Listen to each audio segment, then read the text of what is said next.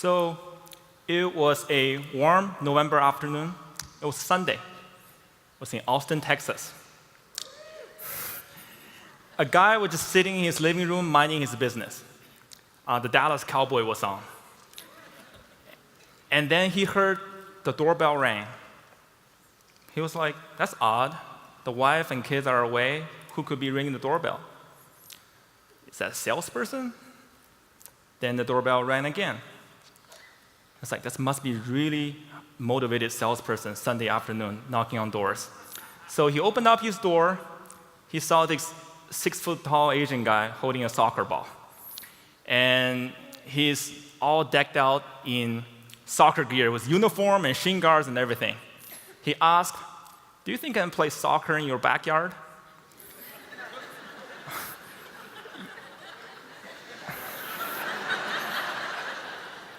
Well, you might have guessed that guy was me. You might be asking, what were you doing? Were you crazy? Well, a little bit. That was actually part of my story. It's a love story between me and rejection. When other people fear rejection, think it's some sort of monster, I love rejection. For a period of time, I saw rejection 100 times. And we're here now. It's almost like we're the married couple. But it's just like all good love stories, I did not start with me embracing rejection. It started with me running away from it. It all started with when I was 14 years old. I was a teenager in Beijing, China. That's where I grew up. And this man came to town. That's Bill Gates. He came to Beijing to speak. By the way, I don't know what he's holding in his hand. It's not an iPhone, I'm sure. It's probably not a Windows phone either. So he came to Beijing to speak about his entrepreneur journey, and he inspired me.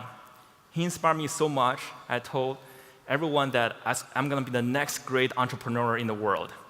In fact, I wrote a letter to my family saying, by age 25, I will build the biggest company in the world. I will buy Microsoft.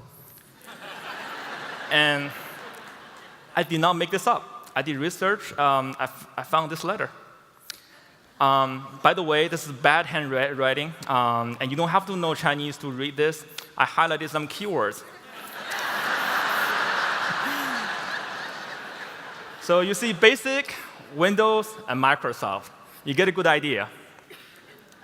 And in fact, in that letter, I talk about I will come to the United States to do it. And my landing spot is Houston. I had no idea why. And it's probably because that year, the Houston Rockets won the NBA championship, and I was a fan, so I was like, I'm going to Houston. And I acted on that plan. I did not just make it up. I was like, I'm going to do it. So when I was 16 years old, I was presented with the opportunity to come to the US as a cultural exchange student. And I jumped on it. So I came here. I did not land in Houston. I landed in about 120 miles away. It's in rural Louisiana. It was a town less than 500 people. By the way, coming from Beijing, it's a town of 15 million, to rural Louisiana, that wasn't quite the American experience I expected. But I acted on my dream. But then I did all the wrong things. I basically achieved the American dream. I went to school, I found a job, I made money. I went to a better school, found a better job, made more money, got married, bought a house, bought a dog, bought a car, and everything. And then one day I woke up, I'm 30 years old, and I just heard the news from my wife that we're about to have a baby. And that was a very complicated feeling because I didn't chase my dream. I didn't go after the entrepreneurship dream I set for myself. I chose security over entrepreneurship because it was what everyone else was doing. And it was like, if you don't do this, someone's going to reject you. And no one's going to reject me when I tell them I'm 28 years old, I'm working at a Fortune 500 company, I'm making a six-figure income. In fact, people would envy me. They would ask me to find them a job. But it felt so shiny on the outside, but so wrong on the inside, to a point that I couldn't accept myself anymore. Because I ran away from rejection, and instead I got rejected by myself. This stage is very special to me because exactly a year ago, July 4th, 2012, something happened to me and then changed my life. It's not too big. It was fireworks. My wife, I helped my wife that at the time she was pregnant. We sat on this community park, watching the fireworks with thousands of families around us cheering. I was as depressed as I could be. Just sitting there and I was watching the explosion in the sky. And I had this mental slideshow of what my life's going to be going forward. At home, we're going to have maybe 1 or 2 more babies, and our life will involve in a cycle of sending them to school, summer vacation, more school, and holidays. And this cycle, we're going to go over this 18 to 20 times, and we'll send them to college, and we'll be old.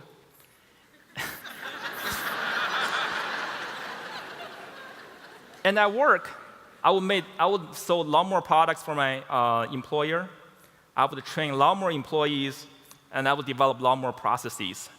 And then I'll make money. But when I get old, my slideshow ended at my funeral, and I cussed. I'm not a natural cusser, so my wife was like, "Whoa, what's going on?" And I told her, "I'm gonna die with regret someday." She was really concerned. So, whoa. So I explained to her what happened, how I didn't chase my dream, how I go down this route. And you know what? I got an awesome wife. I expected her to give me a lesson of how I should be more grateful, be more dependable, responsible, and just be content. Instead, what she told me is, if you're not happy, I'm not happy. You can have another promotion, another car, but you cannot have this kind of regret. So why don't you go out and build your company for 6 months? And if by the end, just don't worry about anything, I'll try to take care of everything else. You do that for 6 months. If by the end, you got no traction, no investment, you look for a job again. That was a great plan. So this was the day that my baby was born. And 4 days before that, I quit my job. And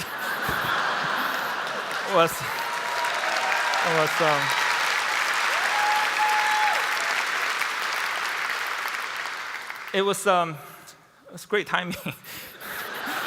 And so I hit the ground running. I recruited people through LinkedIn, just even cold call people, and just went to meetups and develop a product, a prototype, and everything. And it was like rejection after rejection. But one thing I got rejected that left a huge mark on me. It was 4 months into my venture, I was led to believe that I was about to have a major investment opportunity. And I was so excited. And I thought, this is the lifeline for my company. I was going to get it. I wanted so bad, I dreamed about this 5 different times. And I can still remember in those dreams, I got my name called, and I called my wife, called my parents, telling them the good news. But then the reality hits, and I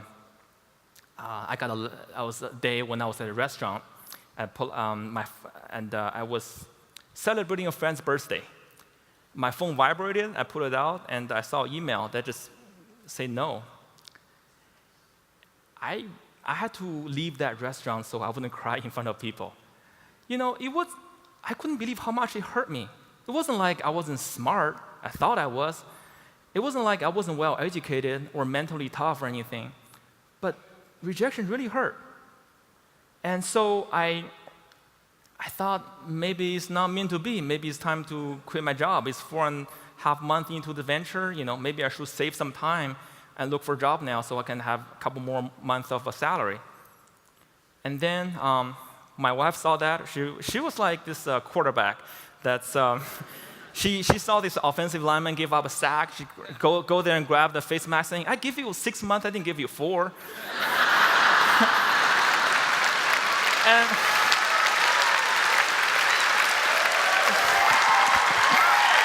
so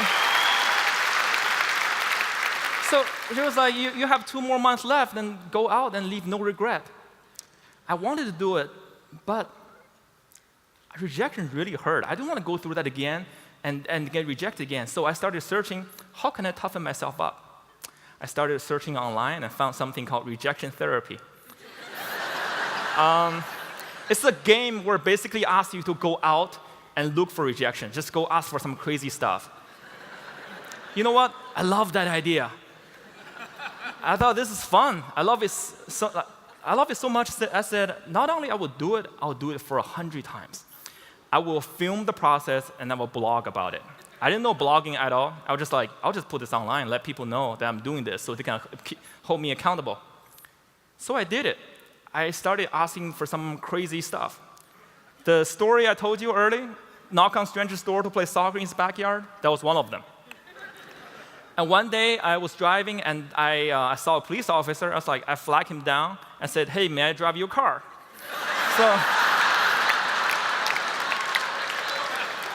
Now, how about that for pulling someone over?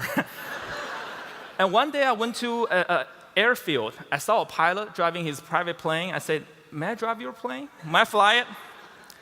And here's the crazy thing. People say yes to all of them.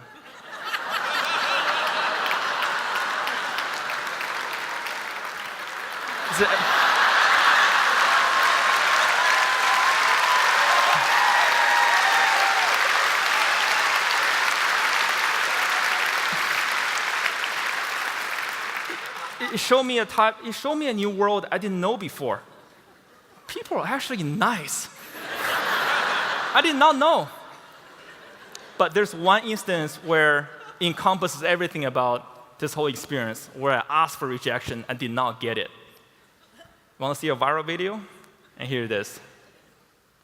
I'm driving toward Krispy Kreme. I'm going to ask them to make me some specialized donuts. And we'll see what happens. What kind of specialized donuts are we talking about? I like to have you link the 5 donuts together, make them look like Olympic symbols. Oh. And when are you looking to these? Huh? When?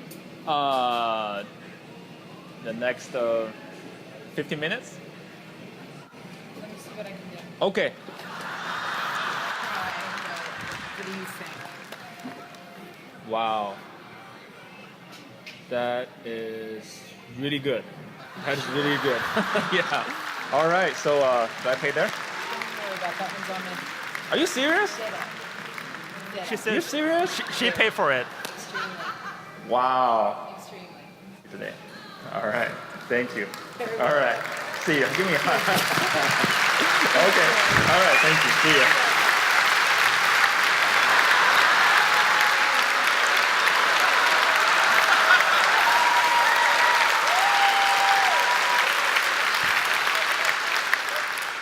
Now, I couldn't believe, I still can't believe that today. And apparently the world can't believe it either. I put this video on YouTube and over 5 million people viewed it. And it was on the front page of Yahoo, and I got invited to national talk shows, and Business Week ran a story on this. And because of this video, people start following my blog. And this was just a project for myself to overcome rejection. But people thought what I was doing is very inspiring. They started sending me emails about their own story about their rejection. For example, there was an artist in Austin, Texas, and her art is beautiful and profound. But she did not tell anyone because she was afraid no one would like it. So she saw this video. She's like, that donut looks nice, but I'm a real artist. If you can share that, why shouldn't I share my art? So she did. And her art made national news. And there's a man who emailed me, and he said he's been afraid of rejection his whole life. And for things like going to a restaurant, ask for something like ketchup would churn his stomach. So he asked his kid to do it.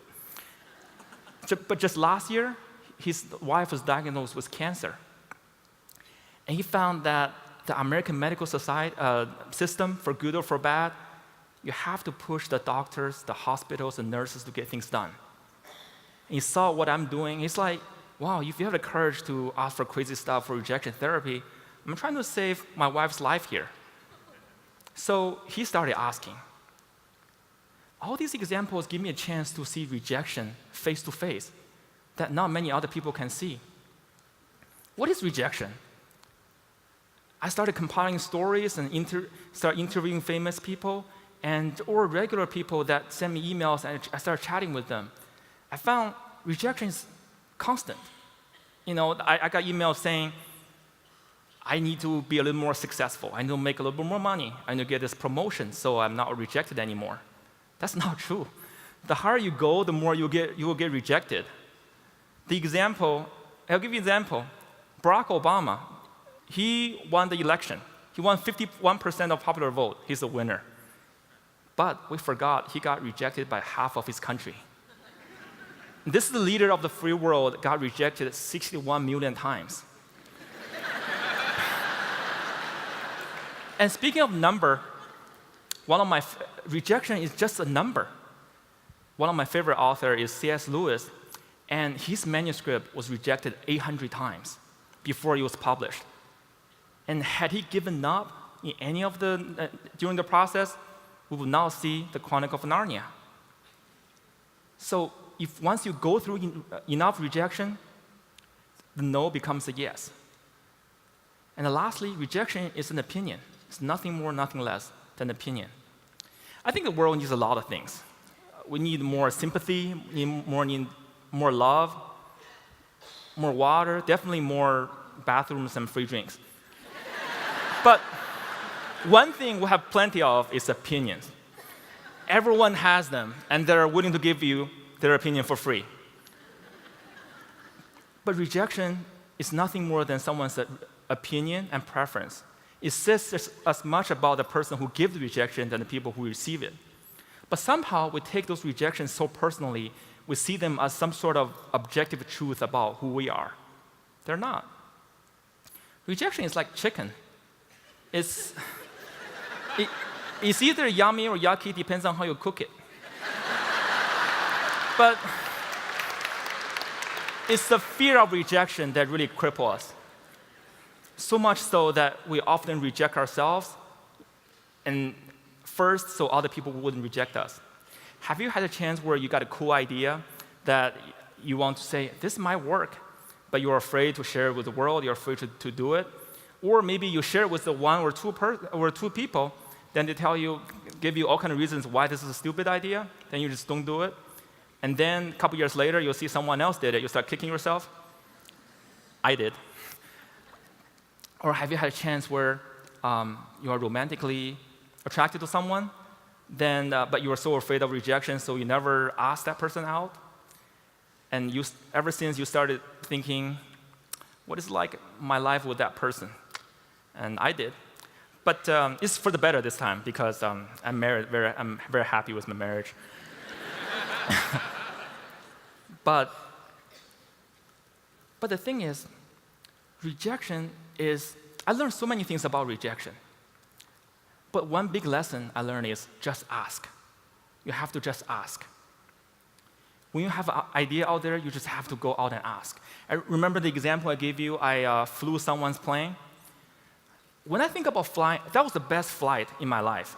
When I think about flying, I think about going to the airport and take out my belt and shoes and make sure my pants don't drop off and walk through that cancer-inducing bone scanner and get in the long line and sit on a dirty carpet charging my iPhone. That's what I think of flight. But this time, I got none of those. A minute, I was like skimming 2 feet above the cornfield. I was like a seagull skimming over the ocean looking for fish. The next minute, I was like 1,000 feet in the air. I was like an eagle kissing the cloud. It was amazing. And throughout this time, I just asked myself, what if I didn't ask? I wouldn't have this experience. Then I started thinking about my story and other people's story. What if we're so afraid of rejection and let it to dictate our lives? Companies might not be built or quit prematurely. Art might not be shared with the world. And life-saving treatments might be delayed. We think of rejection as some sort of negative effect when we put our heart out there and ask for something, we get a no. It's like something gets taken out of us, right? It's so bad. To avoid that negative experience, we just don't ask. That somehow is positive. That's a lie. That's a lie we say to ourselves every day. Because when you are not going out there getting rejected, you are getting rejected by yourself. And as a result, you're getting ignored by the world. So when you need something, go out and ask for it. You might get accepted or rejected, but you will not be ignored. So some people ask me, what are you doing now? This is pretty cool. What's next? Well, I'm writing a book. I want to put my story in a book, and I'm running a crowdfunding campaign for this thing starting next week. And the thing is, there's no way I would have done this before because that was so scary to me. I was so afraid that someone might just reject me. I wouldn't get the number, and I would. But now I'm like, now after this 100 days, I'm like, it would be stupid not to. Who cares about rejection? But that's not the important thing. What's the important thing is I truly believe in this. This morning, Nancy gave a great talk about the dreams of these great leaders. It really touched me. I learned Dr. King, his dream was, he dreamed about a world where people will not be judged by the color of their skin, but by the content of their character. And Steve Jobs dreamed about in a world where there will be an awesome computer on every desk, and there will be an awesome phone in every pocket. Then Evita dreamed about a world where the shirtless will have power and dignity. And I have a dream as well. I want to find a world where there will be no fear for rejection. What would that world be? I want to find out how many more dreams will be realized, how many more ideas will be fulfilled, and how many love stories will be written. I always come back to this, and I want to invite you to join me in that cause. I asked for some crazy stuff in the past 100 days, and I'm going to ask two more things for you. One is connect with me and share your story with me. If rejection is important to you, it means something to you, share with me your story. And secondly, if you know someone who's afraid of rejection, someone you care, someone you love, tell my story. It's going to help. And if he doesn't, buy them a box of donuts. That's going to help. Thank you. Thank you. Thank you.